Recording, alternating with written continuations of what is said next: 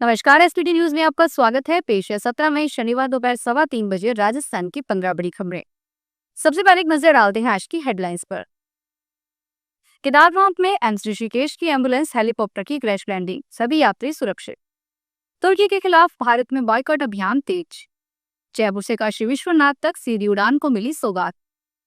MLA गर्भ पर विशेषाधिकार समिति ने नहीं की कार्रवाई। और अब खबरें विस्तार से सुनिए।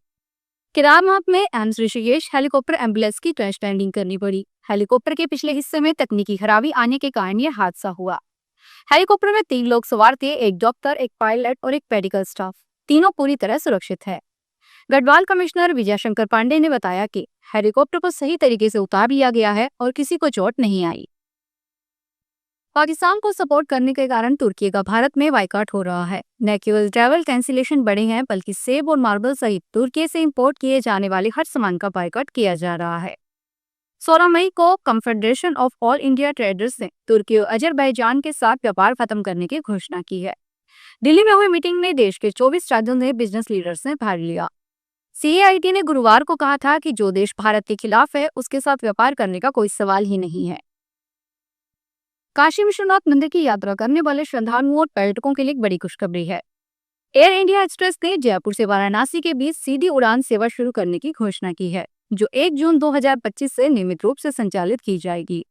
इस नई उड़ान सेवा से धार्मिक यात्राओं के साथ साथ पर्यटन और व्यापारिक गतिविधियों को भी बड़ा बढ़ावा मिलेगा। एयरपोर्ट प्रशासन के अनुसार यह सीधी उड़ान सेवा प्रतिदिन उपलब्ध रहेगी। वाराणसी से यह फ्लाइट 3:50 पे रवाना होकर शाम 5:30 बजे जयपुर पहुंचेगी। इसके बाद जयपुर से शाम 6 बजे उड़ान भरकर रात 7:40 पर वाराणसी पहुंचेगी। राजस्थान विधानसभा में गलत तथ्य रखने के आरोप में भाजपा विधायक दल ने आरएलडी विधायक सुभाष गर्ग के खिलाफ 3 मार्च को सदन में विशेषाधिकार हनन प्रस्ताव रखा। विधानसभा अध्यक्ष वासुदेव देवनानी ने प्रस्ताव को तुरंत स्वीकार कर मामले को विशेषाधिकार समिति को सौंप दिया, लेकिन इस मामले में आगे कोई कार्रवाई नहीं हुई है। समिति ने एक बार भी सुभाष गर्ग को बुलाकर छानबीन नहीं की है। केंद्र में एनडीए के समर्थक दल आरएलडी से विधायक सुभाष गर्ग ने बजट सत्र के दौरान 24 फरवरी को स्थगन प्रस्ताव के माध्यम से भरतपुर में जुड़ा एक मामला सदन में उठाया था। पंजाब सरकार के हेलीकॉप्टर को लेकर दिल्ली में राजनीति शुरू हो गई है। आम आदमी पार्टी की राज्यसभा सांसद स्वाति मालीवाल के अलावा भाजपा नेताओं ने भी आप संयोजक अरविंद केजरीवाल के पंजाब दौरे और सरकारी हेलीकॉप्टर के प्रयोग पर सवाल उठाए हैं। यह पूरा विवाद एक तस्वीर को लेकर शुरू हुआ। सोशल मीडिया पर वायरल हुई तस्वीर में पंजाब सरकार के हेलीकॉप्टर में सीएम भगवंत मान के साथ अरविंद केजरीवाल एवं दिल्ली के पूर्व डिप्टी सीएम मनीष सिसोदिया भी दिख रहे हैं।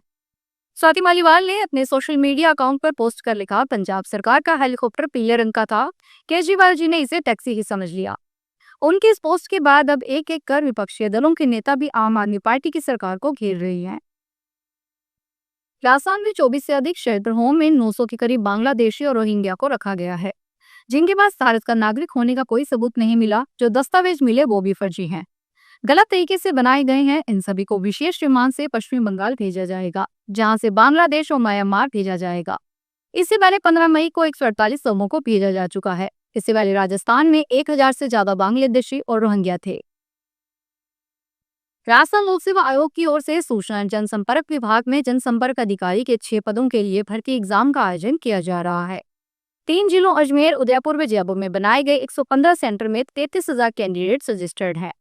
परीक्षा सुबह 11 बजे से शुरू हुई, जो दोपहर 1:30 बजे तक चलेगी। इसके लिए 10 बजे तक प्रवेश दिया गया।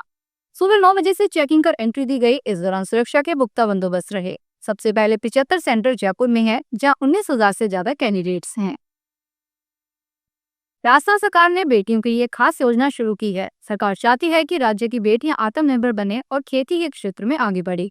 इसलिए 11वीं कक्षा से लेकर पीएचडी करने वाली छात्राओं को हर साल 15,000 से 40,000 रुपए तक की मदद मिलेगी।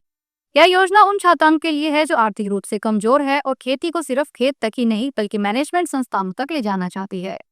राजस्थान सरकार बेटियों को कृषि के क्षेत्र में आगे बढ़ाने के लिए कई कदम उठा रही है। सरकार का मानना है कि बेटियां खेतों को लेकर रिसर्च लैब तक अपनी पहचान बनाएगी। योजना में आवेदन करने की अंतिम तिथि 31 जनवरी 2026 है। सीकर के 2 कस्बे में दीपनगर और नुहारुंगे मोहल्ले में पिछले 3 महीने से पानी की सप्लाई नहीं हो रही है। इसके विरोध में आज स्थानीय लोग कस्बे की पानी की टंकी पर चढ़ गए। जलदाय विभाग की ओर से आज शाम तक पानी सप्लाई शुरू करने का आश्वासन दिया। इसके बाद करीब 1.5-2 घंटे के बाद लोग नीचे उतरे। टंकी में चढ़ने वाले जितेंद्र पुजारी सहित अन्य लोगों ने बताया, पिछले करीब 3 साल से इलाकों में पानी की सप्लाई की समस्या है।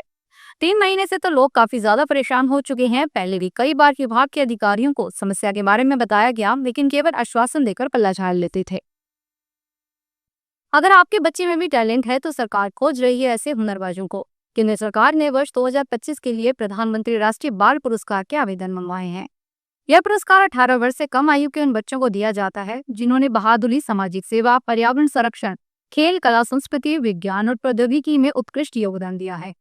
जिला कलेक्टर हरजीलाल अटल ने बताया कि सभी नामांकन राष्ट्रीय पुरस्कार पोर्टल पर ऑनलाइन जमा किए जा सकते हैं। इस साल आवेदन की अंतिम तिथि 31 जुलाई 2025 तय की गई है। आवेदक को प्रधानमंत्री राष्ट्रीय बाल पुरस्कार 2025 के लिए चयन आवेदन करना होगा। झुंझुनू जिले में state goods and services tax विभाग ने एक बड़ी फर्जीवाड़े का पर्दाफाश किया है। विभाग की टीम ने धनोरी गांव में चल रही एक नकली फर्म का भंडाफोड़ करते हुए लगभग 2 करोड़ 31 लाख रुपए के बोगस इनपुट टैक्स क्रेडिट घोटाले को सिर्फ 7 दिनों के भीतर पकड़ लिया। इस कार्रवाई से जीएसटी विभाग ने करोड़ों रुपए के सरकारी राजस्व को नुकसान होने से बचा लिया है। स्टेट जीएसटी झुंझुनू के संयुक्त उपायुक्त उमेश चालान ने बताया कि विभाग द्वारा नए पंजीकृत फर्मों पर लगातार कड़ी निगरानी रखी जा रही है। इसी क्रम में जांच के दौरान 10 मार्च 2025 को पंजीकृत फर्म मैसेज खाटूश्याम ट्रेडर्स धनूरी के लेन देन संदिग्ध पाए गए। फर्म के संदिग्ध लेन देन और गतिविधियों को देखते हुए सहायक आयुक्त सुनील जान और कुसुम चाहू के नेतृत्व में एक विशेष जांच टीम को तुरंत धनूरी गांव भेजा गया। जयपुर में विकास प्राधिकरण ने सिरसी रोड निवासियों के जमीन संबंधी विवाद को सुलझाने के लिए एक विशेष पैनल गठित किया है। यह पैनल जोन के अलावा आयुक्त की अध्यक्षता में कार्य करेगा। समिति उन निवासियों की स्थिति की जांच करेगी जिन्होंने अपने पास पूर्ववर्ती छोरपाड़ा पंचायत द्वारा जारी पट्टे प्रस्तुत किए हैं। इन पट्टों के आधार पर यह तय किया जाएगा कि कौन से निवासी मुआवजे के हकदार हैं और उन्हें कितना मुआवजा मिलना चाहिए। पंजाब के लिए अहम खबर सामने आ रही है। दरअसल इनेलो के राष्ट्रीय अध्यक्ष अभय चौटाला ने पानी के मुद्दे पर कहा कि अगर 25 मई तक पानी नहीं मिला तो हम हरियाणा पंजाब के जो बॉर्डर है वहां से पंजाब के किसी भी सरकारी वाहन को गुजरने नहीं देंगे। यह एक दिन के लिए होगा, अगर फिर भी पानी नहीं मिलता तो इसे आगे बढ़ाएंगे। हमें अगर जरूरत पड़ी तो हम पंजाब सरकार का हर वाहन रोकेंगे। पंजाब के वाहन हरियाणा में आते जाते हैं, जब वे हमारा पानी रोक सकते हैं तो हम उनके वाहन रोक सकते हैं। उन्होंने कहा कि हरियाणा में भाजपा की कमजोर सरकार है और दिल्ली में बैटरी लॉरी से चला रही है। मुख्यमंत्री नायब सैनी ने हर बार आश्वासन दिया परंतु वे कुछ नहीं कर पाए। गोल्डन पर नीरज चोपड़ा ने दोहा डायमंड लीग 2025 में इतिहास रच किया। लीग में जबरदस्त भाला फेंकने के लिए प्रधानमंत्री नरेंद्र मोदी ने उन्हें बधाई दी। उन्होंने सर्वश्रेष्ठ व्यक्तिगत थ्रो हासिल करने को चोपड़ा की शानदार उपलब्धि बताया है। चोपड़ा ने शुक्रवार को दोहा डायमंड लीग में पहली बार 90 मीटर के पार भाला फेंककर बड़ी उपलब्धि हासिल की। उन्होंने फाइनल में अपने तीसरे प्रयास में 90.23 मीटर भाला फेंककर अपने ही पुराने रिकॉर्ड तोड़े। इससे पहले उनका सर्वश्रेष्ठ थ्रो 8949 मीटर था, जो उन्होंने 30 जून 2022 को स्टॉकहोम डायमंड लीग में फेंका था। धौलपुर पुलिस ने अवैध खनन के खिलाफ कार्रवाई करते हुए एक व्यक्ति को गिरफ्तार किया है। विरजा मोड़ पर पुलिस ने ट्रैक्टर ट्राली को रोका। ट्राली में सफेद पत्थर का ब्लॉक लदा हुआ था। चालक ओमवीर ने जब पत्थर ले जाने का लाइसेंस और परमिट मांगा गया तो वह नहीं दिखा पाया। ओमवीर धौलपुर जिले के प्यारे की फिटचारी धोन का रहने वाला है। पुलिस ने ओमवीर को धारा 303 बीएनएस और फॉरेस्ट एक्ट की धारा 4142 तथा एमएमआरडी एक्ट की धारा 421 के तहत गिरफ्तार किया है। साथ ही पत्थर से बड़ी ट्रैक्टर ट्राली को भी जब्त कर लिया है। फिलहाल इस बुलेटिन में इतना ही, फिर हाजिर होंगे बड़ी खबरों के साथ। अगर आप भी अपने आसपास की छोटी बड़ी और महत्वपूर्ण खबरों से अपडेट रहना चाहते हैं तो सब्सक्राइब कीजिए हमारे चैनल एसपीटी न्यूज को और प्रेस कीजिए बेल आइकन पर।